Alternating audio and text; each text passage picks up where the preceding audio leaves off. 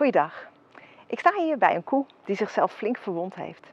Ze is in de sloot gevallen, precies op een betonnen damwand en waardoor haar knie helemaal open lag. De veearts is erbij geweest, die heeft allerlei middeltjes gegeven. En de boer die heeft elke dag de wond behandeld met honing. Maar helaas, na een week zag de wond er niet goed uit. Het begon te etteren, te stinken. De koe die lag in een hoekje, die wilde niet meer eten. En de boer die maakte zich zorgen. En toevallig kwam ik in gesprek met de vrouw van de boer en zij vroeg aan mij: weet jij niet wat we kunnen doen met kruiden misschien, om de koe toch nog te helpen? Nou, ik heb wel ervaring met het verbinden van wonden met kruiden. Skielerwonden of wielrenwonden. En die helen altijd ontzettend mooi met kruiden. En het is ook nooit gaan ontsteken of wat dan ook. En het vuil dat wordt eruit getrokken.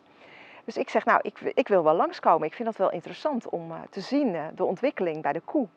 Dan kan ik het ook fotograferen en dan kan ik het ook aan andere mensen laten zien dat het echt wel de moeite waard is om die kruiden te gebruiken. Maar omdat niet iedereen het misschien fijn vindt om open wonden te zien, heb ik ervoor gekozen om die foto's aan het eind van dit filmpje te laten zien. En ja, dan kun je het filmpje uitzetten. Honing was een hele goede keus, maar toch heeft het niet gewerkt. En waarschijnlijk heeft dat te maken met de kwaliteit van de honing. Honing heeft namelijk antibacteriële eigenschappen, wondhelend, het houdt de wond vochtig, waardoor het verband er niet aan kan plakken. Dus het heeft echt hele goede eigenschappen. Maar die gelden alleen als de honing niet verhit is geweest. En dat is nu het jammere. De meeste honing die in de winkels ligt, is allemaal verhit geweest. En daardoor werkt het gewoon niet meer. Zelf haal ik de honing altijd bij een kleine hobby-imker vandaan. Het enige wat zij doen met de honing, zij halen die raten uit de kasten. Zij doen het in een soort centrifuge en die draaien zo rond, waardoor de honing eruit geslingerd wordt. Dat wordt opgevangen in een bak, het wordt gezeefd en dan is het klaar. En dat is de allerbeste honing die je kunt gebruiken wanneer je dus wonden hebt. Maar voor de koe heb ik gekozen onder andere voor goudsbloemen. Goudsbloemen staan wel bekend onder de Latijnse naam calendula. Die maken de wond schoon en die helpen bij de genezing. Het wordt vooral gebruikt bij oppervlakkige wondjes. En dat heeft een hele goede reputatie. Alleen bij een diepe wond is de goudsbloem vaak niet goed genoeg. Want er zit gewoon heel veel troep in de wond. En je hebt dan eigenlijk een kruid nodig wat werkt als een soort trekzalf die de troep naar de oppervlakte haalt. En daarvoor heb ik gekozen voor Sint-Janskruid. Die is ook wel bekend onder de Latijnse naam Hypericum. Het heeft een desinfecterende werking.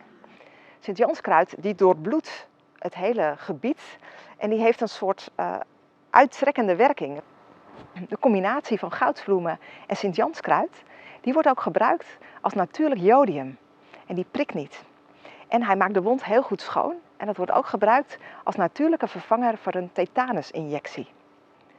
Het is bekend onder de naam Hypercal, daar kun je het dus onder kopen. En hyper komt dan van Hypericum en cal komt dan van calendula. En dat kan je ook inwendig gebruiken, ook bij jezelf, maar ook voor dieren.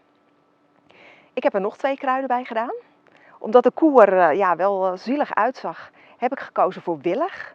De willig is een natuurlijke pijnstiller. En daarnaast vinden runderen vaak willig ook wel lekker. En ik heb er ook nog lavendel bij gedaan. Lavendel, het woord betekent eigenlijk wassen in het Latijn. En je kunt er het wasgoed mee wassen omdat het lekker gaat ruiken. Maar het heeft ook een hele sterk desinfecterende werking. En het houdt insecten op een afstand. Want vooral bij rottend vlees, wat er dus in die wond aan de hand was, dan komen er natuurlijk heel veel insecten op af. Nou, van die 4 kruiden hebben we een hele sterke thee gemaakt.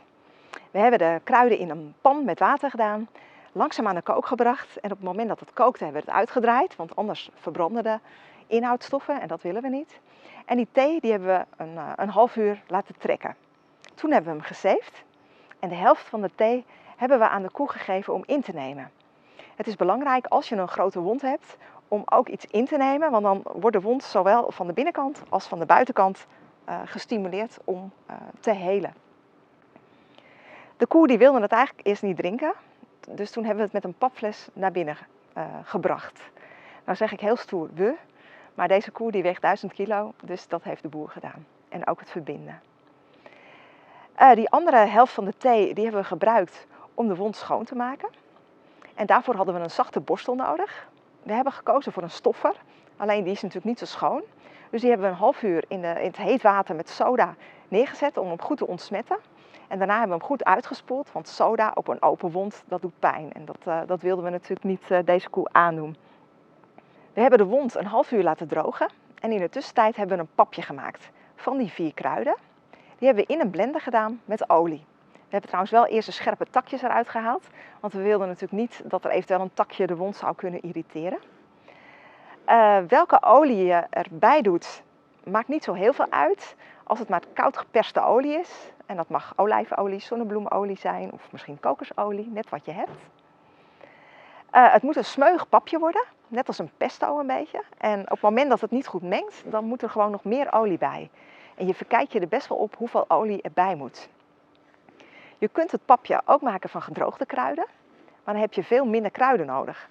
Misschien herken je het wel, als je zoveel kruiden plukt, dan hou je uiteindelijk zoveel kruiden over, omdat het vocht eruit is. Maar als je toch een groot compres wil maken, dan heb je natuurlijk wel massa nodig. Dan kun je ervoor kiezen om bijvoorbeeld een wortel mee te raspen of een aardappel mee te blenderen bedoel ik natuurlijk. En op die manier kun je toch dat compres wat vulling geven. Want het moet helemaal over de wond zijn. Dat papje hebben we op een doek gelegd. Die hebben we dichtgevouwen en vastgezet met tape.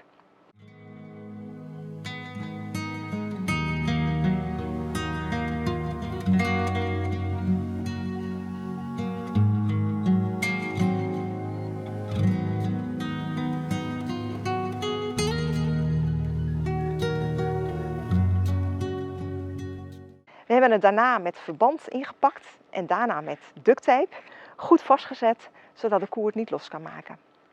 24 uur later kwam ik hier weer terug en hebben we het verband eraf gehaald.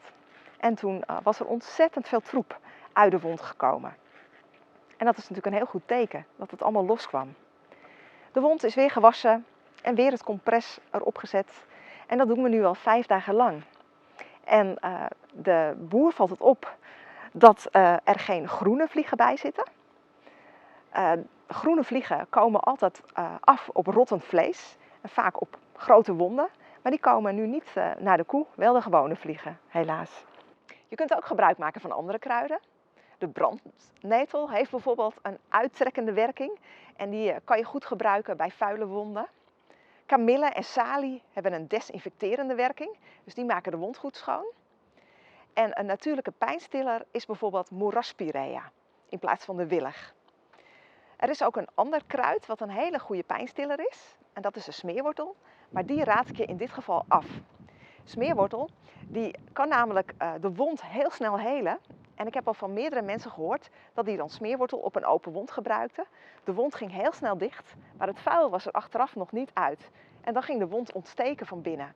En dan ben je eigenlijk weer terug bij af. Ik hoop natuurlijk dat je het nooit nodig zult hebben, maar als je het nodig hebt, dan hoop ik dat je door het kijken van dit filmpje gezien hebt dat het echt de moeite waard is om kruiden te gebruiken.